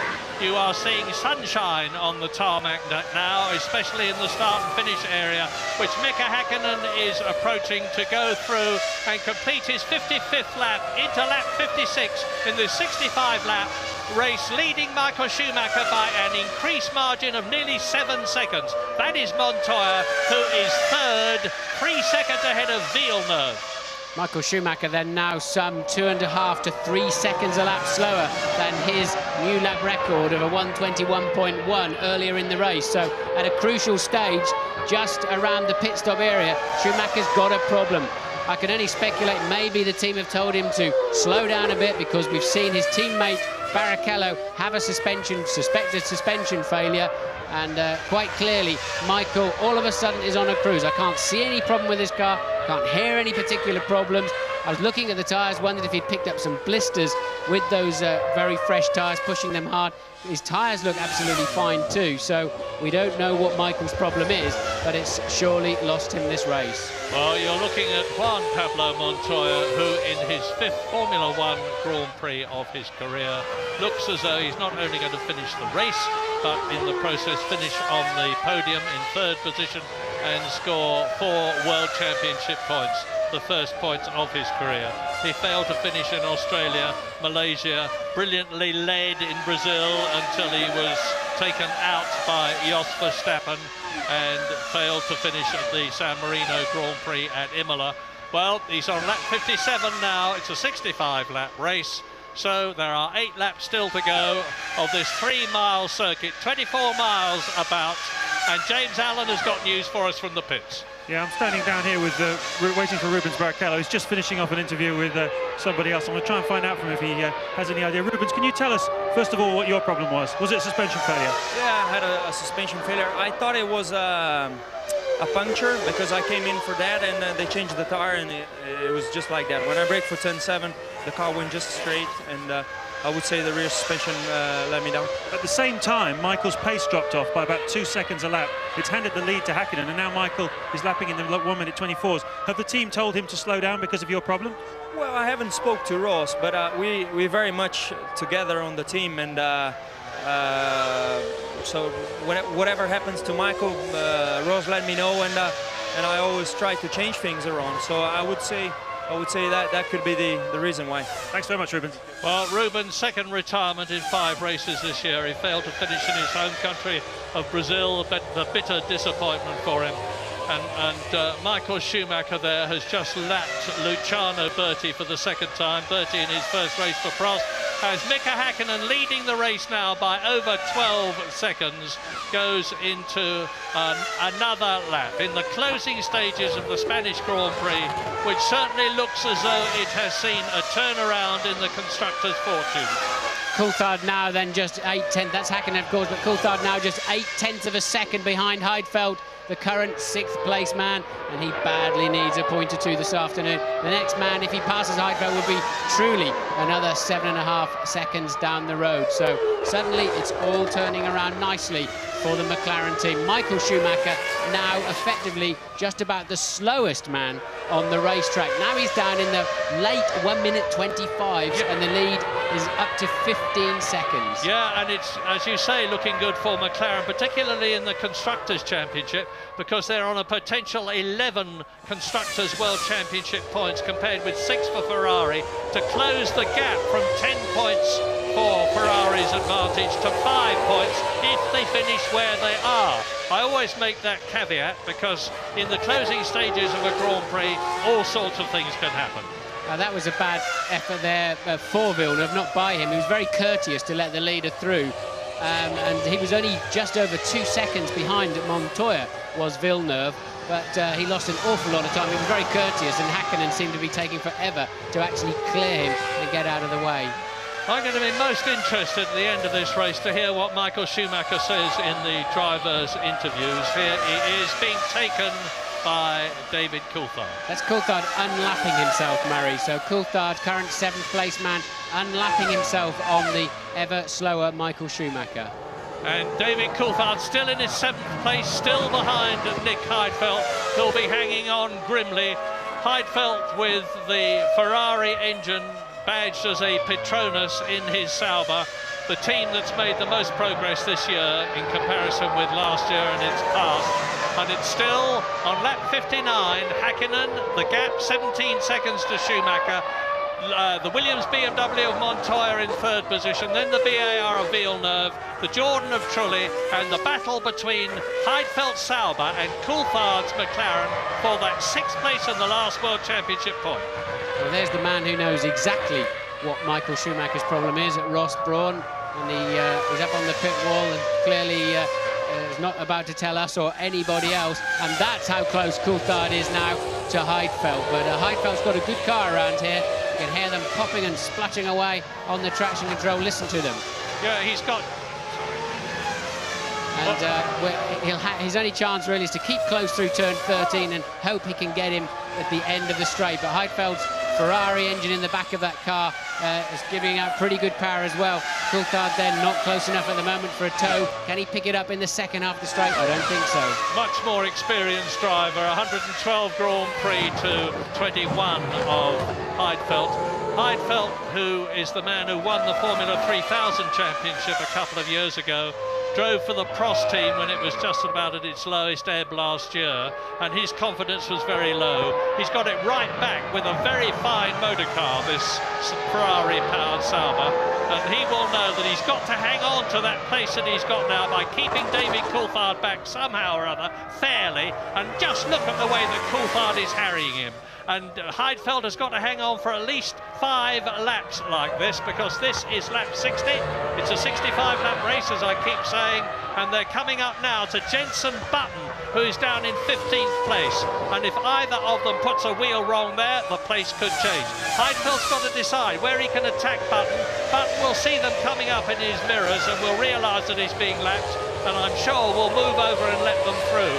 But if he hesitates and Coulthard can see an advantage, he could dodge out from behind Heidfeld and take the place. Yes, this is an interesting situation. You've got lapped cars lapping other cars that are at least 2 laps down. But look, Coulthard very, very close behind Heidfeld. Can he stay there through that last turn? He's much closer this time around, and surely now he's in the sweet spot for a good slipstream. Heidfeld beginning to cover. Coulthard going for some slipstream off the back of the Button Benetton, and yes, he had a double helping of slipstream down there. Smart thinking by David Coulthard, saying, OK, you want to block that way, I'll go and use his slipstream instead, and into the point-scoring position. And who would have thought that could have happened when this race began? When David Coulthard failed to get away, had to go round the formation lap, catch the others that lap, start last in 22nd place behind Tasso Marquez Minardi, European Minardi, and he's fought his way up into the points with a magnificent fighting drive. He's now in 6th position for a World Championship point. Can he catch Jarno Trulli ahead of him? I very much doubt it, because there's about 7 seconds and there's only 4 laps to go. But Coulthard didn't help himself, of course, when he knocked his front wing off and had another 20-second pit stop at the end of the first lap. So he's pretty much spoiled his own afternoon there, I think, as David Coulthard made a good fist of coming back through the field. Well, a searing new lap record for Michael Schumacher, which beats... Oh, here's a replay. Watch David Coulthard timing it to perfection, dodging out from behind the rear wing of the Benetton to move ahead, and yes, says Bob McMurray on the left, as his man moves up a place into the points. Lap 62, and here he is, David Coulthard, who was 2nd in Australia, who was 3rd in Malaysia, 1st in Brazil, 2nd at the San Marino Grand Prix. Looks as though he's going to make it World Championship points in the first 5 races of the year. There's truly then 7 seconds ahead of him, and this, amazingly, is Mika Häkkinen about to lap 3rd place man Montoya in the BMW Williams. So Häkkinen then will have lapped everybody except Michael Schumacher, who's now a full 28 seconds behind him. Yeah, Mika Häkkinen very, very relaxed and chatty and cheerful this year, and some people were saying that after 2... here's the replay. Yeah, that's a replay, I think, of yet another car unlapping himself, Prost unlapping himself. So now we're getting a feel for Michael's problem. It's a speed-related, it's an engine power-related problem. and quite clearly not using full throttle. Maybe he's low on oil pressure or something like that. James, what can you tell us? I can't tell you about the Schumacher situation. They're keeping their cards very close to their chest, but we will get a word hopefully with Ross Brawn at the end of this race to tell you exactly what the problem is. What I can tell you is that last time McLaren handed a board out to Mika Häkkinen saying he won easy. Once again, I've been here so many times and seen that board handed out to Mika Häkkinen, particularly at this racetrack. He's enjoying himself. He's in the lead, he's back, he's really bouncing back, and they want him to slow down and not throw it all away. Yeah, I was saying it's a very cheerful and chatty Mika Häkkinen. A lot of people were saying, well, he's relaxing, he's won the World Championship, he's lost his urge. How wrong, how very, very wrong. No question of that at all. He's fighting as hard as ever. He's on his 63rd lap now, just 2 laps to go, and he's going to walk this race. Michael Schumacher is not in danger of losing his 2nd place if he can finish the race, because Montoya has been lapped and is 56 seconds behind the race leader and 24 seconds behind Michael Schumacher. Yes, Schumi now's a full 7 seconds per lap slower than he was going earlier in the race. So, as I say, I'm pretty sure it's an engine-related problem now for Michael Schumacher.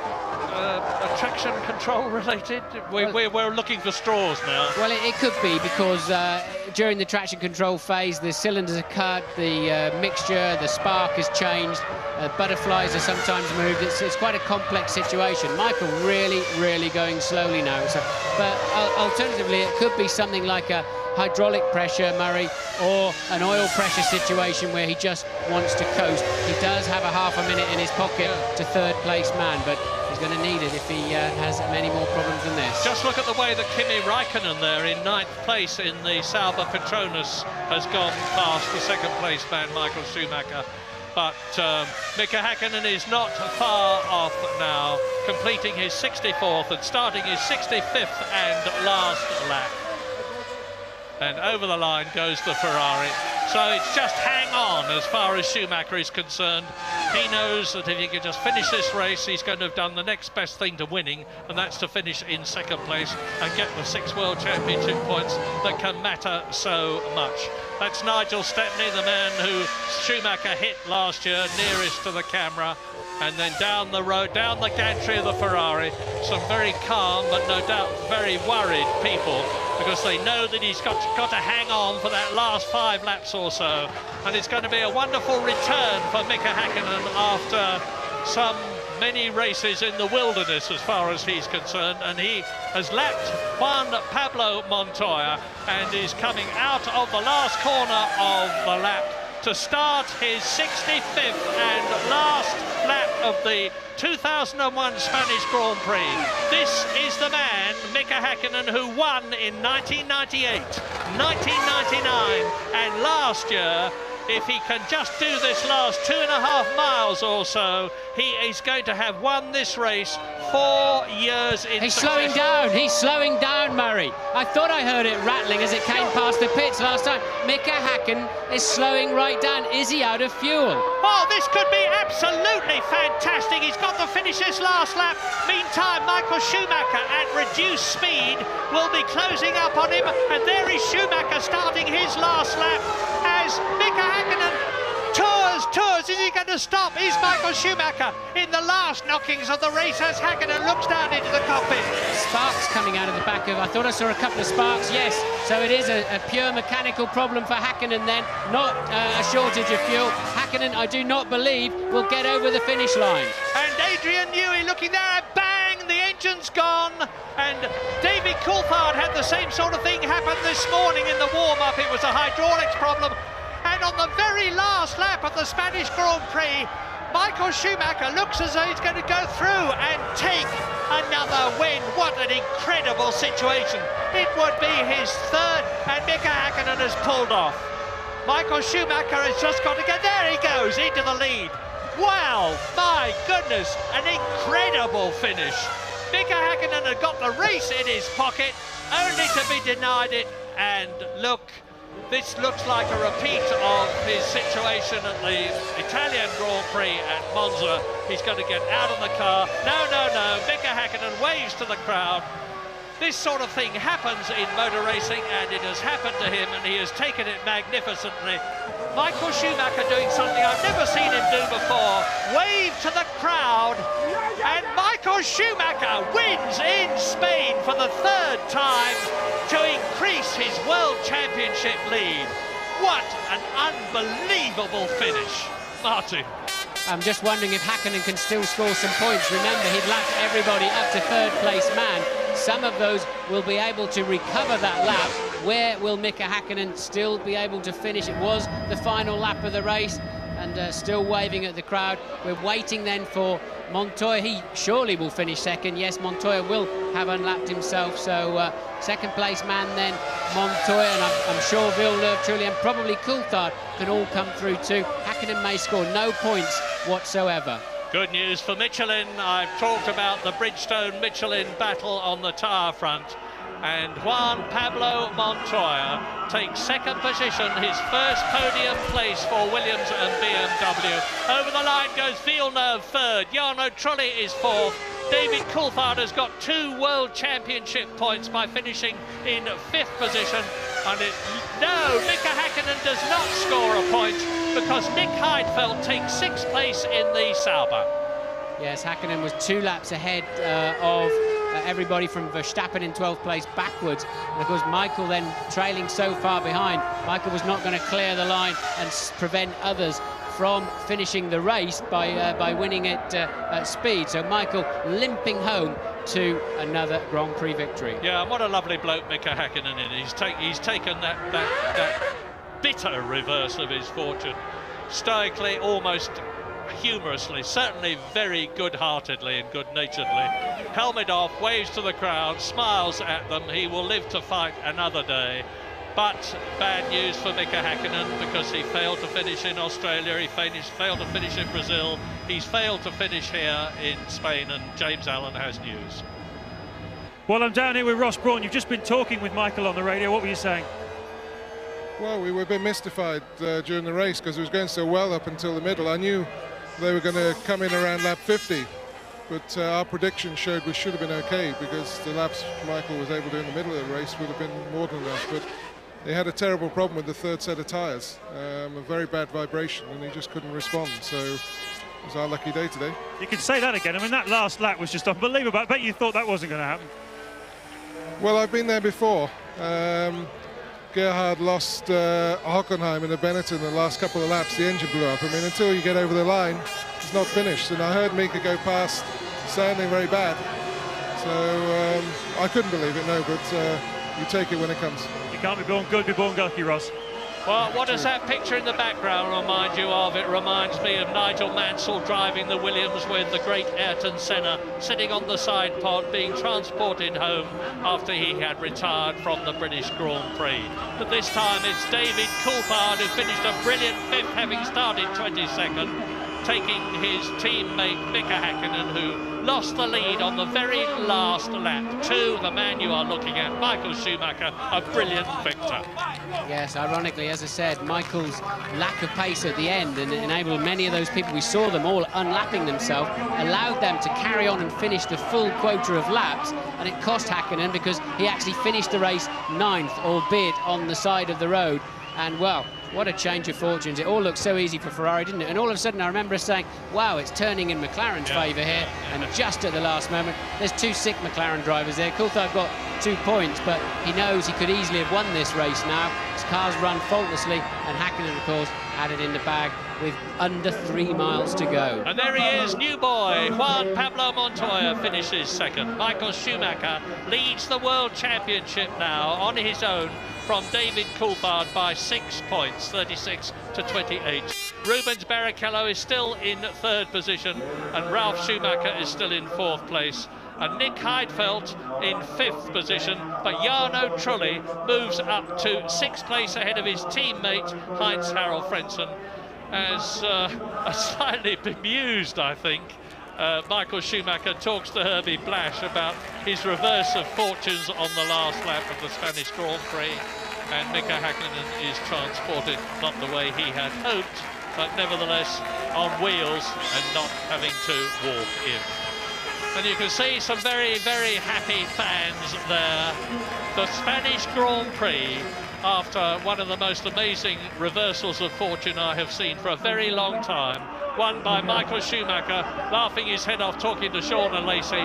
The top 6 places: Schumacher, Montoya, Villeneuve, Ferrari, Williams, BMW, BAR. A good finish for Jacques Villeneuve, and those are his first points of the year. In 4th position, the Jordan of Jarno Trulli.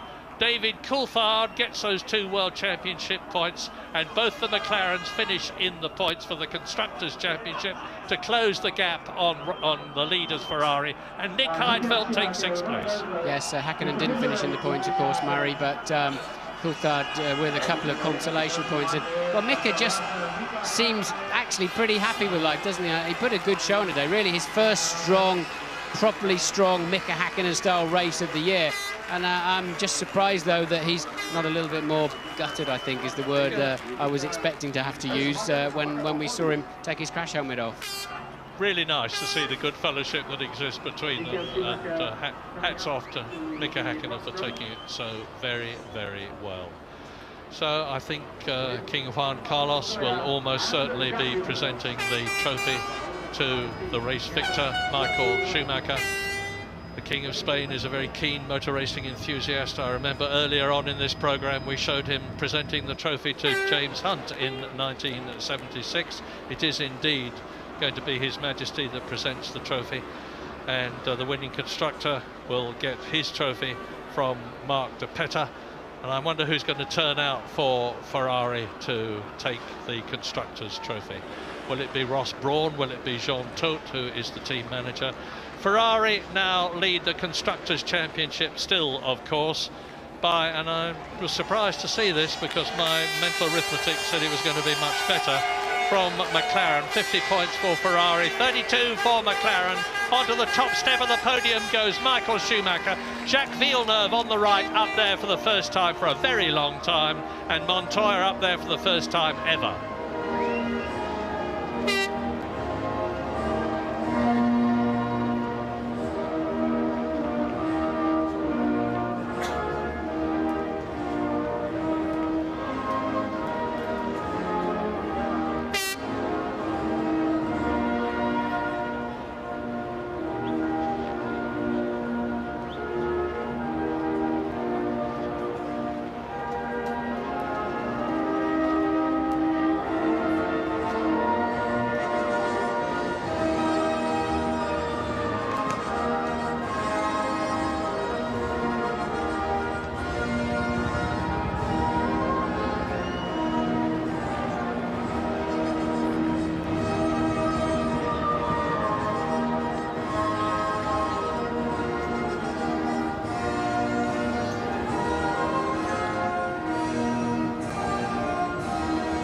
A very important point, that is the first time ever that a BAR driver, and it's Jacques Villeneuve, has stepped onto the podium, 3rd place. And it is the national anthem of Italy for Ferrari.